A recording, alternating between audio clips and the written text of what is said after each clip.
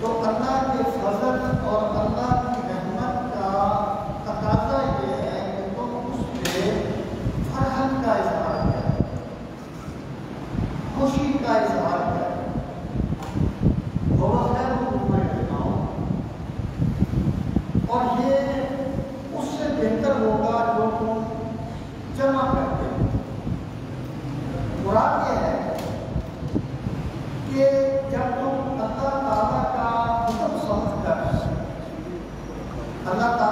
کسی کی فضل پر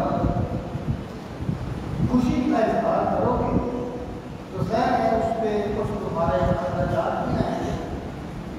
اللہ تعالیٰ یہ فرماتا ہے کہ وہ تمہارے لیے اس سے بہتر ہوگا جو تم جمع کرو گے۔ سبھی محترم، ہم نے کچھ باتوں کو اسٹیپ بائی اسٹیپ اور غور سے سمجھنا ہے۔ مقصود کوئی مجادلہ نہیں ہے، بلکہ حقیقت حال کو واضح کرنا ہے۔ اور یہ اس لیے کرنا چاہیے اور کیا جاتا ہے کہ جب بھی یہ ماہ مبارک آتا ہے تو مختلف قسم کی تقریریں شروع ہو جاتی ہیں کہ یہ بدعت ہے، یہ گمراہی ہے، اور یہ ہے، یہ وہ ہے، اور اس طریقے سے ہوا، اس طریقے سے ہوا، صحابہ نے بھی منایا تھا، یہ ہے، وہ ہے۔ اس طرح دین کی خدمت سمجھ کے یہ کام کیے جاتے ہیں۔ اس لیے ضروری ہوتا ہے، ایک حدیث پاک کا مفہوم ہے کہ جب غلط چیز کو رواج دیا جائے یا ایک غلط بات کو پھیلایا جائے تو پھر اہل علم پہ لازم ہے کہ وہ اپنے علم کا اظہار کرے، ورنہ وہ اللہ کی مدد کے مستحق ہے۔ سامنے محترم، اللہ تعالیٰ کی طرف سے جو بھی بندے کو نعمت ملے، جو بھی بندے پر اللہ کا فضل ہو، اس پر خوشی کا اظہار کرنا انسانی جبلت بھی ہے اور حکم الہی بھی ہے۔ یعنی یہ اسلام کی روح کے مطابق ہے۔ اب ایک بات تو یہ باتیں ہے، اور دوسری بات یہ ہے کہ پوری کائنات کے لیے میرے پاک نبی صلی اللہ علیہ وسلم سے بڑھ کر نہ کوئی اللہ کا فضل ہے اور نہ کوئی اللہ کا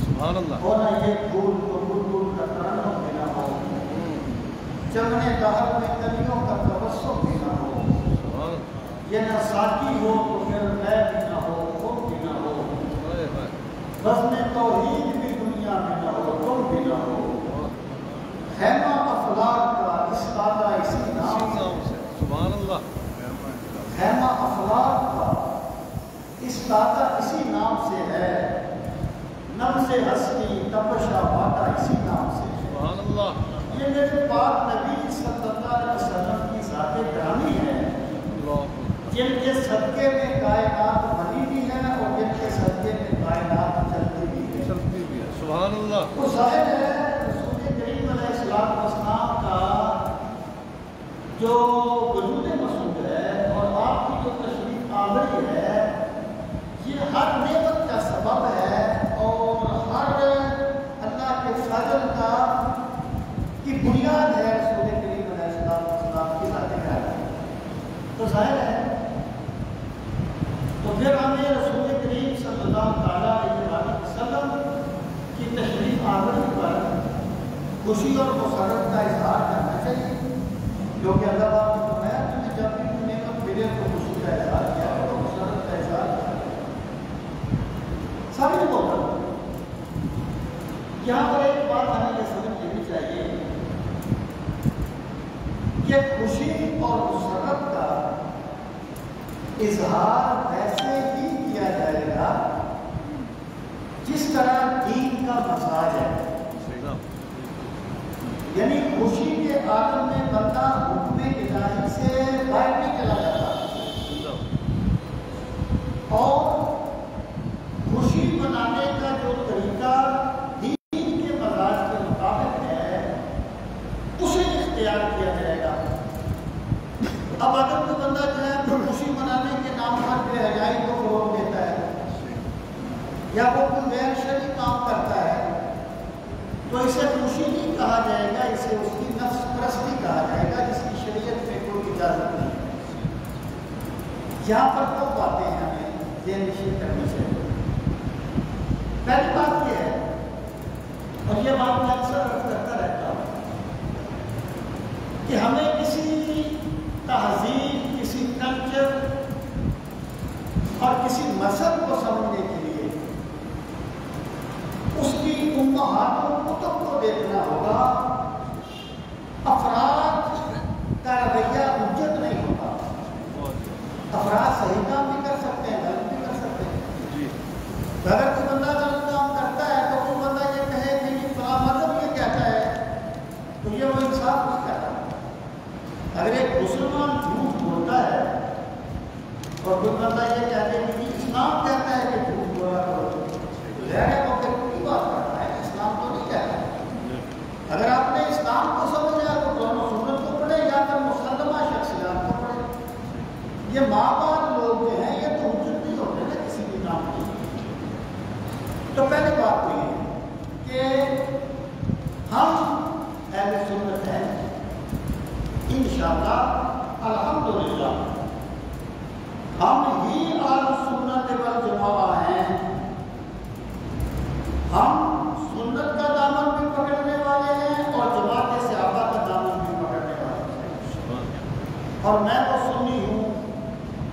جمیل قادری مرنے کے بعد میرا لاشا بھی کہے گا الصلاۃ والسلام. سبحان اللہ.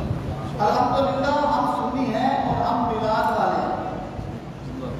ہمیں اس پہ کوئی ہچکچاہٹ کی ضرورت نہیں ہے، لیکن ہم میلاد کے نام پہ غیر اسلامی فکر پھیلانے کی اجازت نہیں دیتے.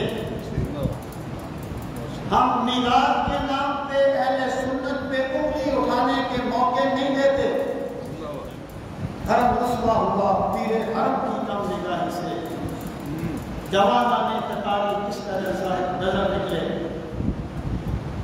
اس کا دوسرا پہلو یہ ہے کہ جب کوئی بندہ اس کا کوئی تشخص ہو تو میرے بھائی پھر اس فرد کو نہیں دیکھا جاتا، اس کے تشخص کو دیکھا جاتا ہے. جب ایک بندے کے ایک تشخص بن جائے نا کہ جب وہ غلط کام کرتا ہے نا پھر اس حوالے سے پھر یہ نہیں کہتے کہ فلاں بندے نے یہ کیا ہے، پھر وہ کہتے ہیں فلاں مذہب والے یہ کرتے ہیں، مذہب کا نام ہوتا ہے. تو خدا اپنی نفسانی خواہشات کے لیے اہل سنت پہ انگلی اٹھانے کے مواقع فراہم نہ کرو. ملک و قوم کے برائے صاحب، اہل سنت کے برائے صاحب. سامنے محترم اب آپ دیکھیں رسول کریم صلی اللہ علیہ وسلم کی ولادت کا شہادت ہوئی. اختلاف کس بات میں نہیں ہوتا جناب؟ اختلاف تو اس میں بھی ہے کہ حضرت ابراہیم نامی کو بندہ گزرا ہے کہ نہیں گزرا دنیا میں. اہل مذہب کی بات نہیں کر رہا، اہل مذہب کے علاوہ کی بات کر رہا. اختلاف اس میں نہیں ہے. اختلاف کو حضرت حیث کرنے کے وجود میں بھی کیا گیا ہے. اختلاف کس میں نہیں ہوتا، لیکن اختلاف کو ہوا دے کے مسلمات کا انکار کرنا کسی انصاف پسند بندے کا کام نہیں ہوتا. یہ اس بندے کا کام ہے جو مذہب کے نام پہ اپنا کاروبار کرنا چاہتا ہے. اختلافات پائے جاتے ہیں، بہت پائے جاتے ہیں، لیکن کوئی راجے کا اور بھی تو ہوتا ہے. خدا کے وجود میں اختلاف نہیں ہے. کتنے لوگ ہیں جو خدا کو نہیں مانتے، لیکن کچھ دلائل و شواہد بھی تو ہوتے ہیں نا، کچھ مسلمات بھی تو ہوتے ہیں کسی مذہب کے. سامنے محترم اہل سنت کے مذہب کے بھی کچھ مسلمان ہیں، اور ایک مسلمہ چیز یہ ہے کہ رسول کریم صلی اللہ تعالیٰ علیہ وسلم کے جو صحابہ ہیں، کوئی غیر صحابی دنیا بھر کے غوث قطب ابدال اکٹھے ہو جائیں کسی صحابی کی گرد راہ کو نہیں پہنچ سکتا. غوث قطب حضرت مجدد پاک نے مکتوبہ شریف میں لکھا ہے، فرماتے ہیں کہ صحبت نبوی نے، صحبت نبوی کے سبب اصحاب رسول کا ایمان شہودی بن گیا. سبحان اللہ شہودی کیا بات شہودی کا مطلب یہ ہے وہ دیکھتے مانتے تھے اس لیے کوئی غیر صحابی کسی صحابی کے درجے کو نہیں پہنچ سکتا فرماتے ہیں دیکھو حضرت اویس کرنی خیر التابعین ہیں خیر التابعین انہیں خلفائے راشدین میں شمار کیا گیا ہے خیر التابعین ہے ایک صحابی ہے حضرت باشی بن حرب جنہوں نے حضرت امیر حمزہ کو شہید کیا تھا جب سرکار کی بارگاہ میں آئے تھے نا تو سرکار نے انہیں فرمایا تھا میرے سامنے نہ آیا کرو مجھے اپنا چچا یاد آیا ایک مرتبہ سرکار کی زیارت کی تو مجدد پاک فرماتے ہیں کہ حضرت اویس کرنی اور حضرت عمر بن عبد العزیز اپنی تمام عبادات کے باوجود واشی بن حرب کے پہلے درجے کو نہیں پہنچ سکے جو کہ انہوں نے ایمان کی حالت میں رسول اللہ کی زیارت کی ہے یہ بات میں نے کس لیے کہی ہے یہ بات میں اس لیے کہی ہے کہ میں ایک دلیل دینے لگا ہوں میں ذرا حضرت صحابہ کو مطالعہ کرنا چاہتا ہوں لوگ کہتے ہیں کہ رسول کریم صلی اللہ تعالیٰ علیہ وسلم کی جو ولادت باسعادت ہے وہ تو میرا 12 کو ہوئی نہیں تھی وہ تو 9 کو ہوئی تھی وہ تو فلاں کو ہوئی تھی پھر تم 9 کو منا لیا کرو اگر تم 9 کو مناؤ پھر تو ہم سمجھیں کہ تاریخی اختلاف ہے اگر تم نے نہ 9 کو منانا ہے نہ 12 کو منانا ہے پھر سے تو باتیں ہیں نا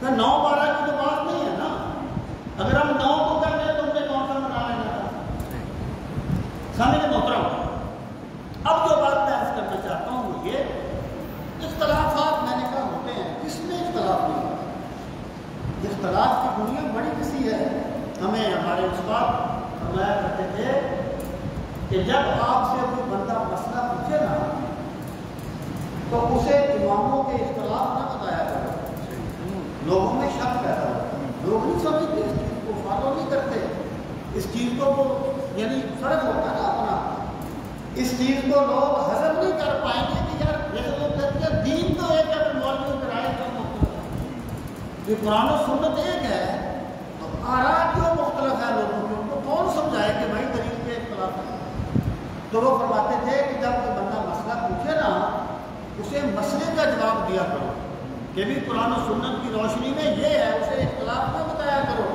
تو بھائی بہت سی باتیں ہیں جو لوگوں میں نہیں بتائی جاتی اس کا فائدہ کوئی نہیں ہوتا ورنہ اختلاف کس چیز میں نہیں پایا جاتا لیکن وہ کہتے ہیں کہ وہ فلکی پاشا نے کہا کو جو وہ صاحب بتایا کہ ان میں نجوم کا مائر کا جو فلکی پاشا کے پاس تو گئی جاتی تھی اس کا فن و تخمین کے علم اس میں غلطی نہیں ہو سکتی کسی صحابی نے رسول کریم صلی اللہ تعالیٰ علیہ وسلم کی تاریخ ولادت 12 ربیع الاول کے علاوہ بیان نہیں کی کسی ایک صحابی نے کسی ایک صحابی نے بیان نہیں کی 2 صحابہ نے رسول کریم علیہ السلام کی تاریخ ولادت کا ذکر کیا ایک حضرت جابر ہے اور ایک حضرت عباس ہے اور دونوں نے کہا کہ رسول کریم صلی اللہ تعالیٰ علیہ وسلم کی ولادت باسعادت 12 ربیع الاول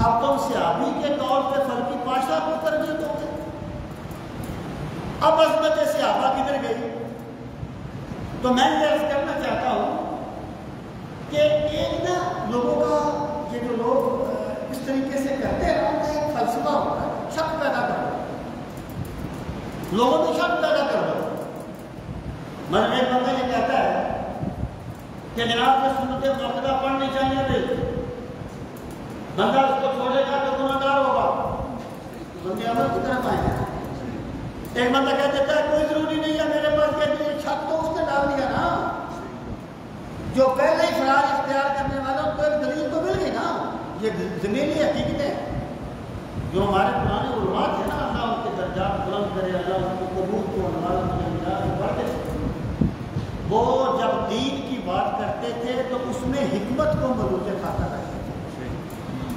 ان کا مقصود لوگوں کو اللہ کی طرف بلانا تھا، اللہ کی طرف موڑنا تھا۔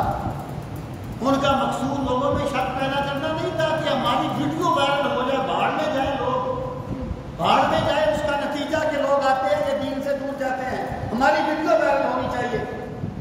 وہ اس نیگیٹو سوچ کے عمل نہیں تھے، وہ لوگوں کو وہ بات بتایا کرتے تھے جس میں لوگ دین کی طرف آئیں اور لوگوں میں سرکار کی محبت پیدا ہو۔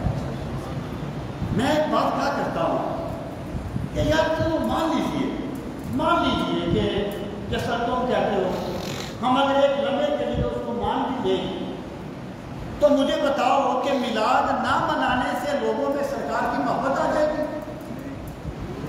چلو یار میلاد کی محفل پہ بیٹھتے ہیں، کوئی نعت سنتے ہیں، کوئی سیرت سنتے ہیں، کوئی سرکار کی بات سنتے ہیں، کوئی دین کی بات سنتے ہیں، وہ تو سنتے ہیں نا۔ تو خدا را جو بات لوگوں کو کچھ مائل کرتی ہے دین کی طرف، اس کی کیوں مخالفت کرتے ہو یار؟ اس میں تمہیں کیا ملتا ہے اس کی مخالفت کرتے سوائے اس کے لیے تمہاری انفرادیت بیان میں جائے؟ تو میں یہ کرنا چاہتا ہوں کہ 12 اور 9 جو ہے نا میرے بھائی، پہلی بات تو یہ ہے کہ کسی صحابی سے 12 کے علاوہ کوئی قول منقول نہیں ہے، اور یہ کس نے درج کیا حضرت عباس کا قول؟ ابن ہشام نے، سب سے پہلی سیرت ابن ہشام، انہوں نے درج کیا۔ تو اس لیے سرکار کا جو یوم میلاد ہے وہ 12 ربیع الاول ہے۔ اب یہ کہا جاتا ہے کہ جناب یہ 12 ربیع الاول جو ہے یہ سرکار کے زمانے میں بھی آتا تھا، صحابہ کرام کے زمانے میں بھی آتا تھا، تو صحابہ کرام نے تو کبھی میلاد نہیں منایا۔ بندوں کو یہ چیز بڑی اٹریکٹ کرتی ہے کہ آپ کو صحابہ کرام نے کبھی منایا۔ میرے بھائی مجھے یہ بتائیں، میں پہلے آپ یہ الزامی جواب دیتا ہوں کہ جس کام کو عہد صحابہ میں نہیں کیا گیا، اگر وہ کیا جائے تو کیا گمراہی ہوتا ہے؟ صحابہ کرام نے ربیع الاول میں سیرت کے جلسے کیے تھے جو تم کرتے ہو، صحابہ کرام نے یہ ختم قرآن کے پروگرام کیے تھے جو تم کرتے ہو۔ آپ کہتے ہیں یکم محرم کو شہادت فاروق اعظم پر جلوس نکالا جائے، نکالو، سبحان اللہ، ہم آپ کے ساتھ ہیں، لیکن صحابہ نے تو نہیں نکالا تھا یار۔ اگر اسی کو معیار بنانا ہے تو صحابہ نے تو یہ کام بھی نہیں کیا تھا، ایک میرے آشنا کی چاند کتوں کے لیے فرق کی زد میں گلستان کا گلستان رکھنا، ایک میلاد کی دشمنی میں کس کس چیز کو چھوڑو گے یار؟ سامعین محترم، اب ذرا میں آپ کو اس کی بیس بتاتا ہوں، اس کا سبب ہے۔ ایک چیز یاد رکھیں، میلاد منانا فرض یا واجب نہیں ہے، اور اگر کوئی بندہ میلاد نہیں مناتا اسے یہ حق نہیں ہے کہ میلاد منانے والوں پر تان کرے۔ اگر کوئی بندہ محض اس لیے میلاد نہیں مناتا کہ اس کے نزدیک ثابت نہیں ہے تو ہم اس پر بھی کوئی جملہ نہیں کہتے، یہ فرض واجب نہیں ہے۔ لیکن جو مناتے ہیں نا، صرف فرض واجب کوئی نہیں کیا جاتا، محبت کی دنیا اپنی ہوتی ہے۔ تو ایک صاحب نے ایک مرتبہ بیان کیا، کہتا ہے وہ خلیفہ زید کوئی دبئی کے ادھر کا بادشاہ تھا، کہتا ہے ایسے جا رہا تھا اپنے قافلے کے ساتھ، تو آگے نا ایک اونٹنی سڑک کراس کرنے لگی آ رہی تھی، ابھی اونٹنی دور تھی، اس نے کہا ہے قافلہ روک گیا، وہ اونٹنی گزر گئی۔ تو کسی نے کہا کہ حضرت ابھی تو اونٹنی کافی دور تھی، آپ نے پہلے قافلہ روک دیا۔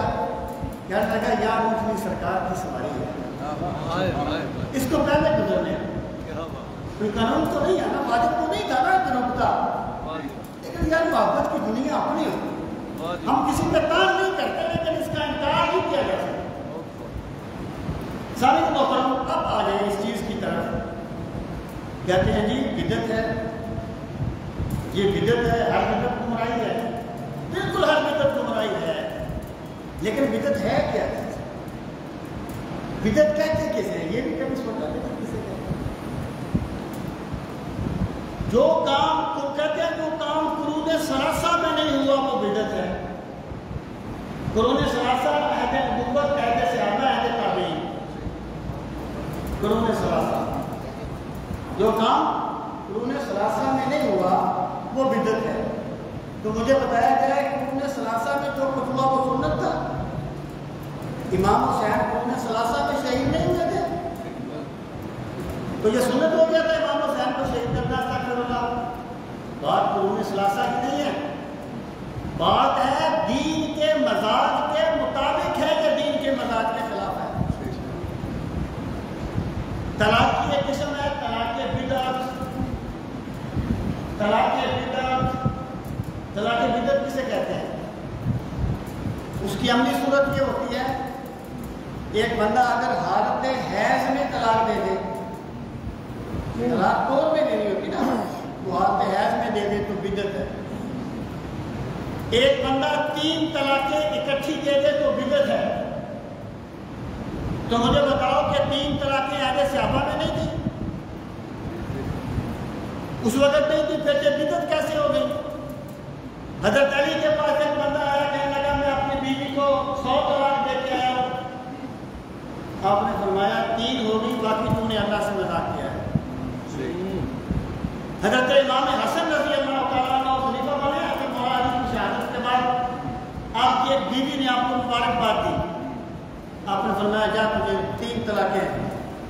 میرا باپ شہید ہو گیا کہ مجھے مبارکباد دے رہی ہو؟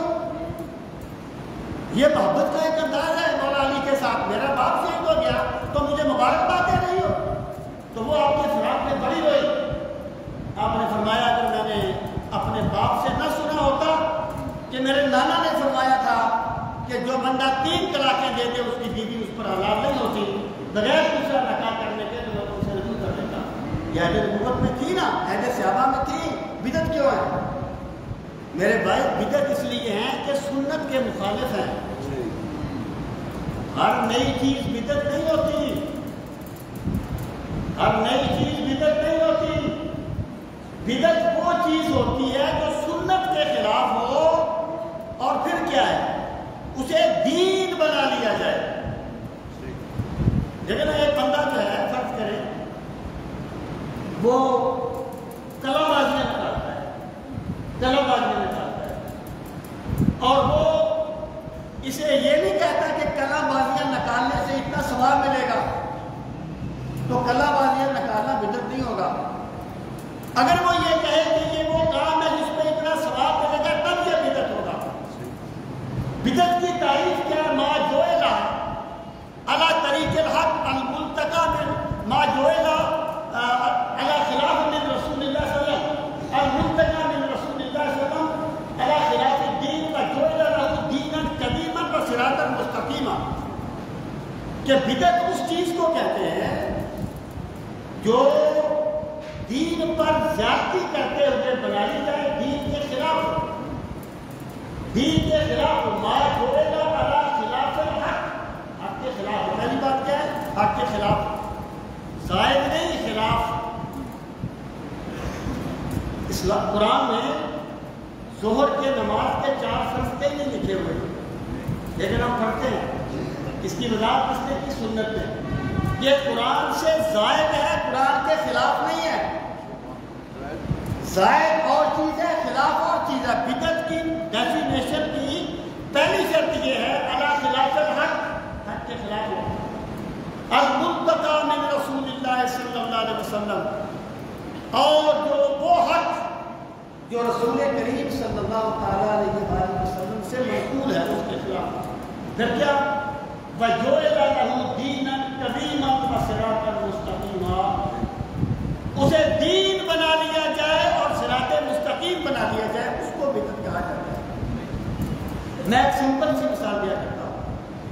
جب ایک بندہ یہ کہتا ہے کہ جناب جب 12:25 ہوئے تو میں 3 مرتبہ آیت الکرسی پڑھوں گا. جب 12:25 ہوئے تو میں 3 مرتبہ آیت الکرسی پڑھوں گا. اب وہ پڑھتا ہے تو کیا سرکار نے پڑھی تھی 12:25 پہ 3 مرتبہ آیت الکرسی؟ کیا صحابہ نے پڑھی تھی، تابعین نے پڑھی تھی، تبع تابعین نے پڑھی تھی؟ نہیں۔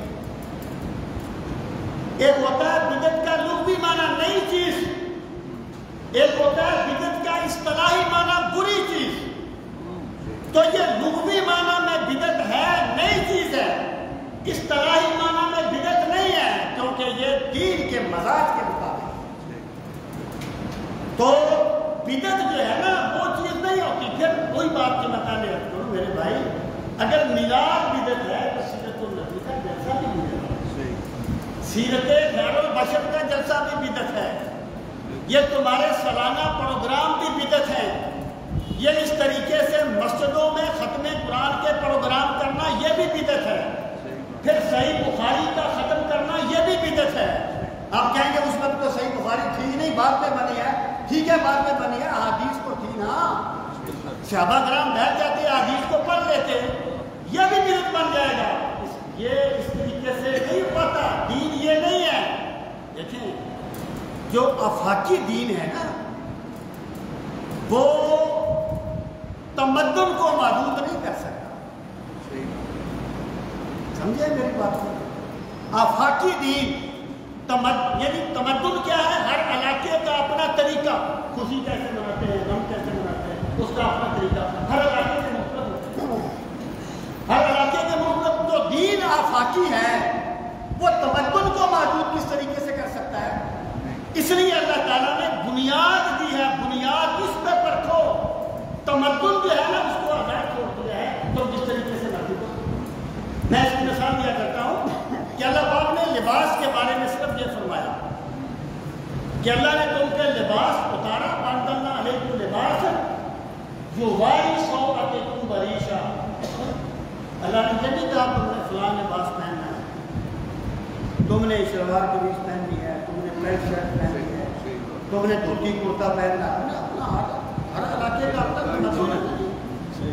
بعض ایسے ہیں جہاں پر چلتی پینٹ شرٹ ہے، ان کے امام بھی ممبر پر پینٹ شرٹ پہن کے بیٹھے، اگر ہم بیٹھے تو عجیب نہیں لگے گا؟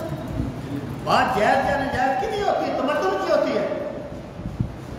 تو اللہ پاک نے کوئی چیز مخصوص نہیں کی، اللہ پاک نے فرمایا لباس میں 2 چیزیں ہونی چاہیے۔ پہلی چیز یہ ہے سوآتکم وَأَنزَلْنَا عَلَيْكُمْ لِبَاسًا يُوَارِي سَوْآتِكُمْ، کہ لباس تمہاری شرمگاہ کو ڈھانپے۔ لباس کا مطلب کیا ہے؟ پردہ، اور یہ انسانی جبلت ہے۔ جب حضرت آدم علیہ السلام کا وہ جنتی لباس اترا، اس چیز کو کھانے کے بعد تو فَتَفِقَا يَخْصِفَانِ عَلَيْهِمَا مِن وَرَقِ الْجَنَّةِ، وہ جبلی طور پر جنت کے پتوں سے اپنے جسم کو ڈھانپنے لگے۔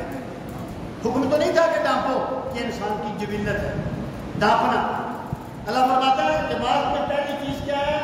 تمہاری شرمگاہ کو ڈانپو، تمہیں باپردہ کرے، اور دوسری چیز کیا ہے؟ بریشہ، تمہیں اچھا لگے۔ لباس خوبصورتی، اچھا لگتا ہے، اچھا لگنا چاہیے۔ اب اسلام نے تو نہیں کہا کہ تم نے پینٹ شرٹ پہنی ہے۔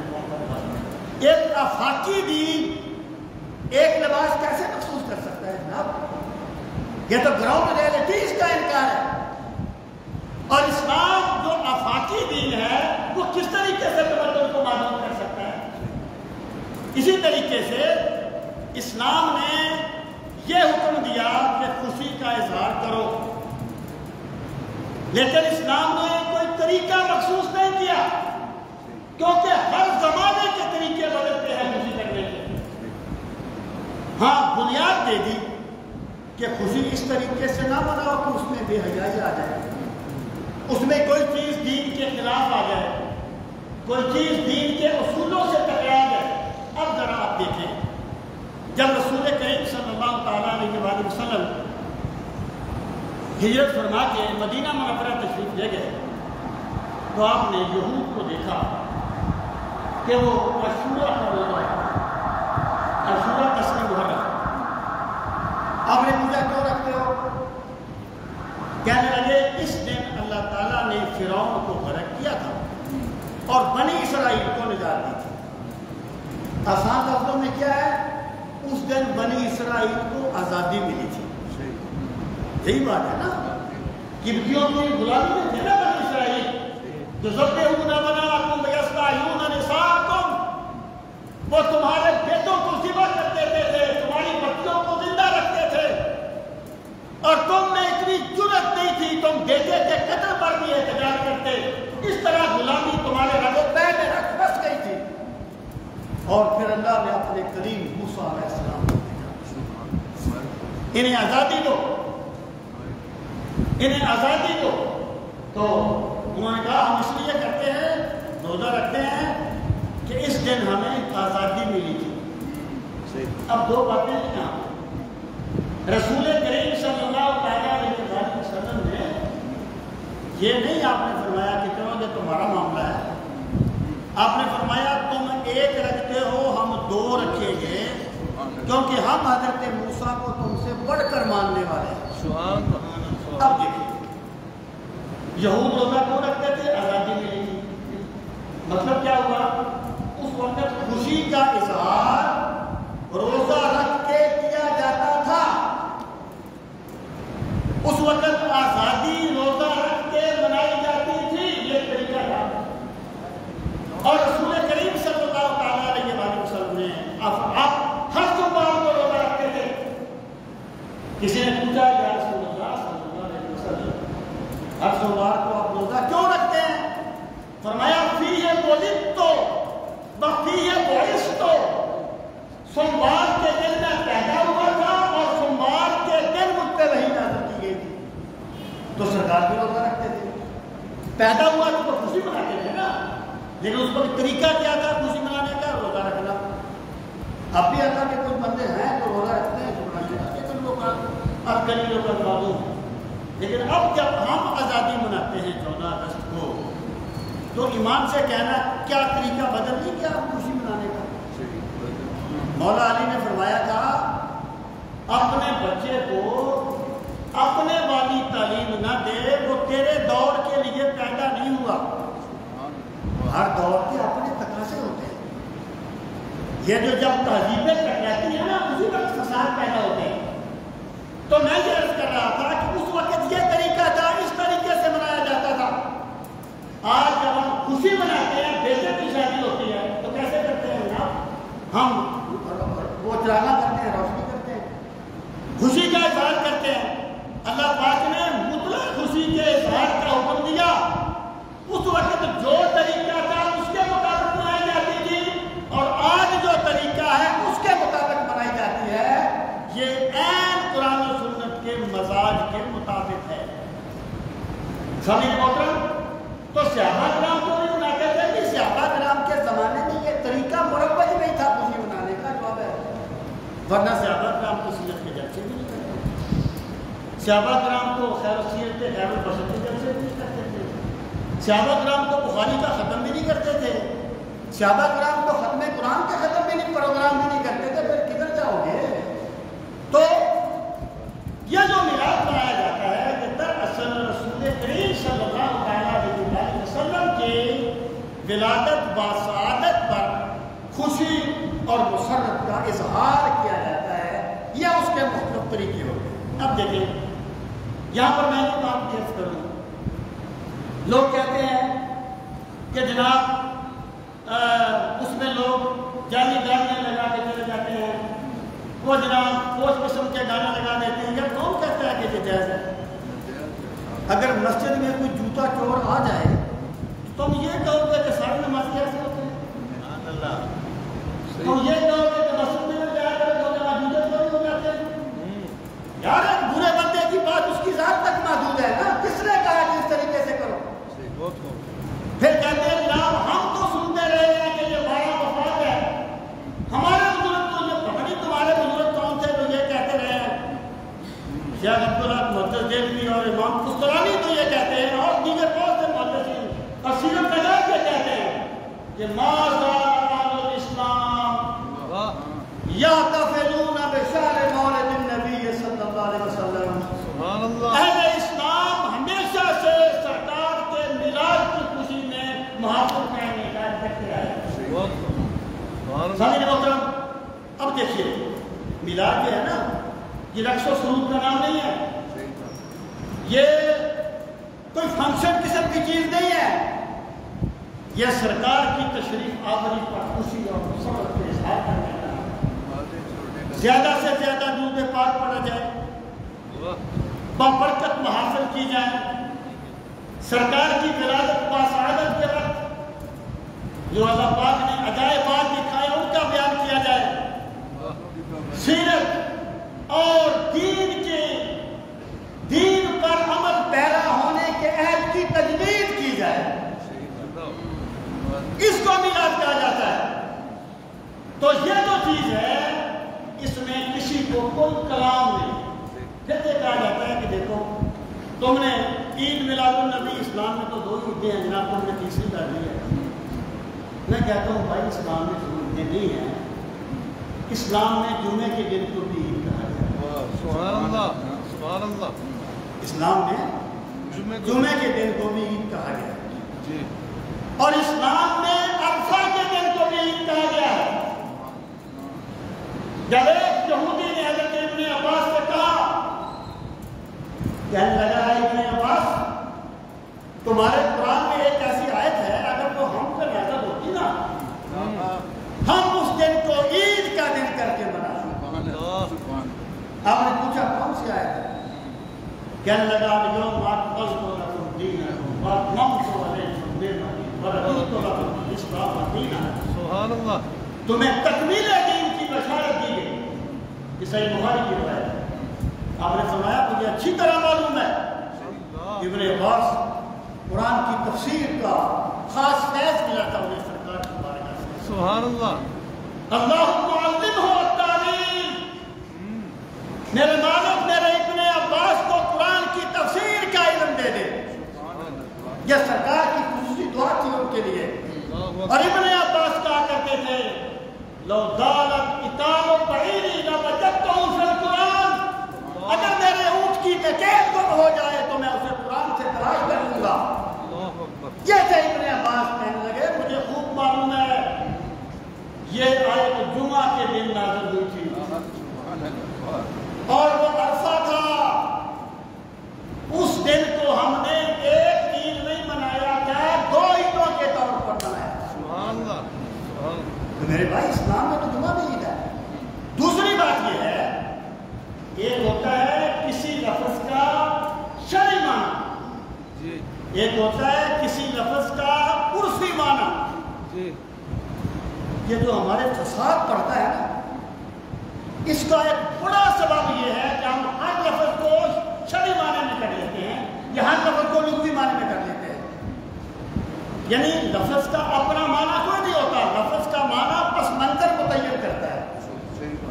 میرے بھائی جو عید کا دن ہے نا، عید کا جو لفظ ہے عید الفطر اور عید الاضحیٰ یہ شرعی طور پر عید ہے،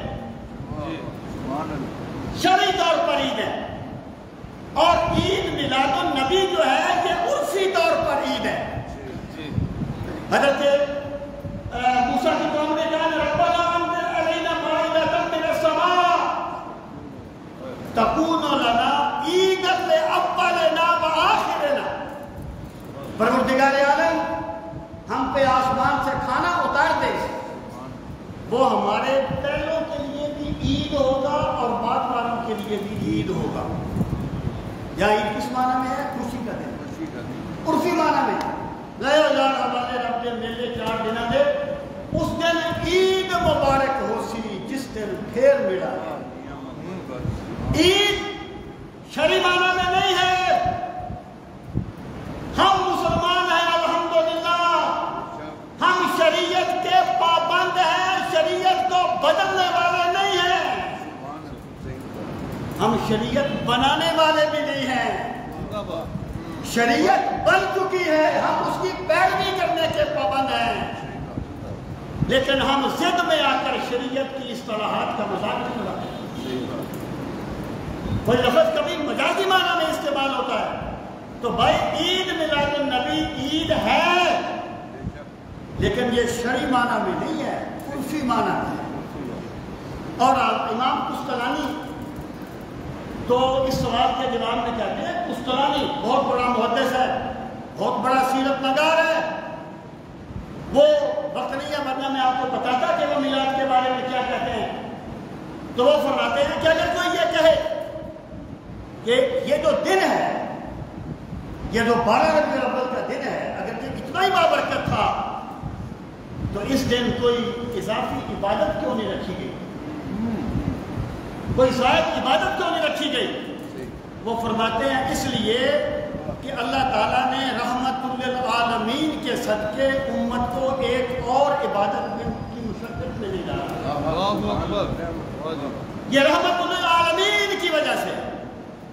پھر یہ کہتے ہیں کہ جناب دیکھو جو 12 ربیع الاول ہے نا، وہ تو سرکار کے وصال کا دن ہے۔ وصال تو وہ کہتے نہیں، ایک صاحبہ کو ہمیشہ مجھ سے اس پہ جھگڑتے ہیں کہ یہ وصال نہ لکھا کریں آپ، تو وفات لکھا کریں، وصال نہ لکھا کریں، وہ ہمیشہ مجھ سے اس پہ جھگڑتے ہیں۔ میں کہتا ہوں سر آپ کا اپنا پوائنٹ آف ویو ہے، میرا اپنا پوائنٹ آف ویو ہے، تمہارا پوائنٹ آف ویو یہ ہے کہ موت آئی تو بندہ مر گیا، میرا پوائنٹ آف ویو یہ ہے کہ جب اللہ والوں کی موت آتی ہے تو وہ اپنے مولا سے ملاقات کے لیے پہنچ جاتے ہیں۔ ملا علی قاری کہتے ہیں لیسا ہناک موت ولا فوت بل انتقال من حال الی حال، جہاں کوئی موت یا فوت نہیں ہوتی بلکہ مقربین الہی ایک حالت سے دوسری حالت میں منتقل ہوتے ہیں۔ اور الموت جسر یوصل الحبیب الی الحبیب، موت ایک پل ہے جو یار کو یار سے ملا دیتی ہے۔ میں نے کہا ہم اس لیے اسے مثال کرتے ہیں، اپنا پلان ہے۔ تو میں یہ کہتے ہیں دیکھو یہ تو سرکار کے وفات کا دن ہے، تم اس دن کو خوشی کا دن مناتے ہو۔ یار اتنی بات تو تم بھی مان لو کہ ہم بہرحال سرکار سے محبت کا اظہار کریں۔ دوسری بات یہ ہے، وہ دلیل تو ویسے علامہ سہیلی کی ہے، آج کل بہت سے لوگ اس کو اپنی دلیل بنا کے پیش کر رہے ہیں کہ جناب میں نے بڑا غور کیا اور مجھے یہ دلیل ملی، میں نے بڑا غور کیا مجھے یہ دلیل ملی۔ وہ جو میں نے 95 میں پامفلیٹ لکھا تھا اس میں بھی میں نے علامہ سہیلی کے حوالے سے وہ درج کی اپنی درج۔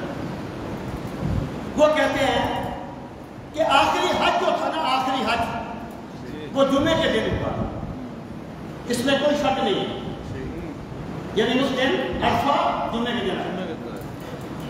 اور دوسری بات یہ ہے کہ سرکار کا جو وصال ہوا ہے یہ سوموار کو ہوا ہے، اس میں بھی کوئی شک نہیں ہے۔ کہتے ہیں آپ ان مہینوں کو 29 کا مان لیں، 30 کا مان لیں، 1 29 کا، 2 30 کے، 2 29 کے، 1 30 کے، سب کو 29 کا کوئی طریقہ کر لیں، 12 ربیع الاول سوموار کو آتا ہی نہیں ہے۔ نہیں یہ علامہ سہیلی کی دلیل ہے، علامہ سہیلی آتا ہی نہیں ہے۔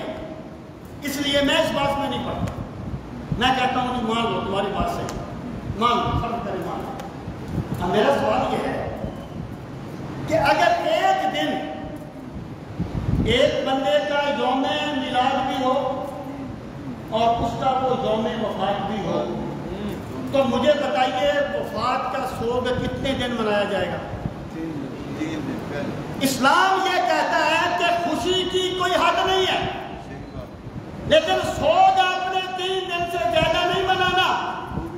یہ الگ بات ہے کہ رسول کریم علیہ السلام کا دنیا سے تشریف لے جانا کوئی ختم ہونے کی طرح نہیں تھا، بلکہ سرکار کا فیض آج بھی جاری ہے اور ہر وقت جاری رہے گا۔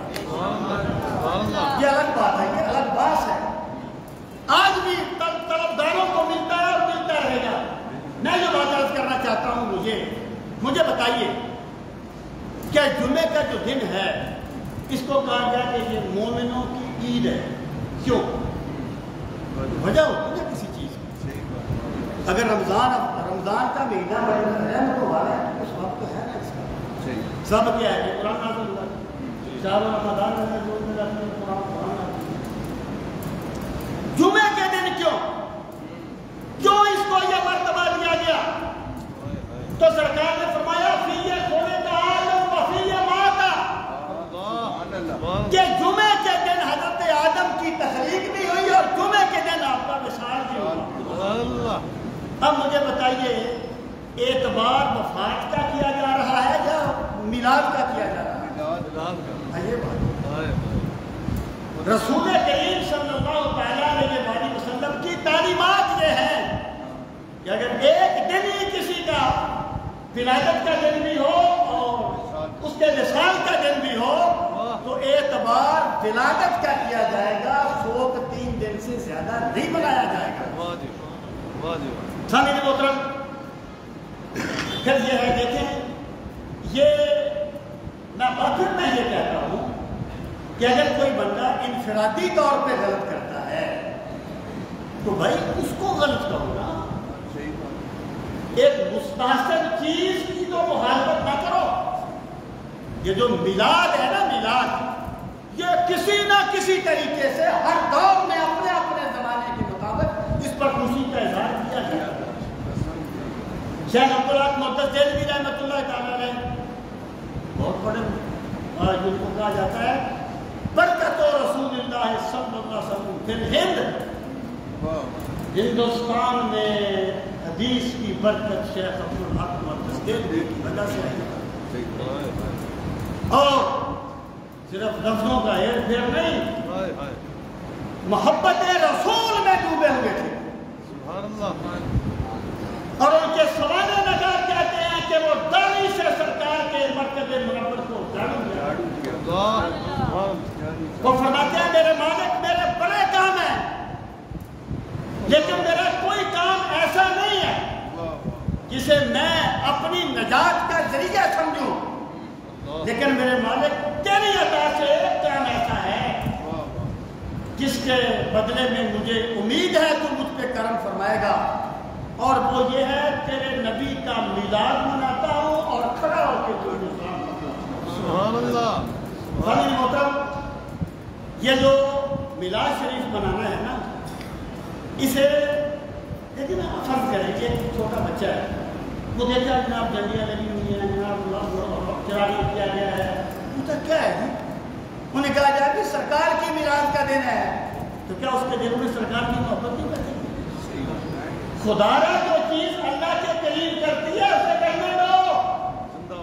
اور میں نے کہا تھا کہ اس فلسفے سے جو لوگوں کو دین کے بارے میں بدگمان کر دے وہ کہانی بہتر ہوتی ہے جو لوگوں کو اللہ کی طرف مائل کر دے۔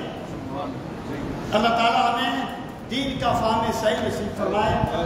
انشاءاللہ العزیز آئندہ جمعے پر میں اپنے اصل ٹاپک پہ آؤں گا، آئندہ جمعہ بھی ہے، خصائص رسالت جمعہ بھی ہے، 12 ربیع الاول، جہاں جہاں جمعے کا وقت ہے جمعہ پڑھیں گا۔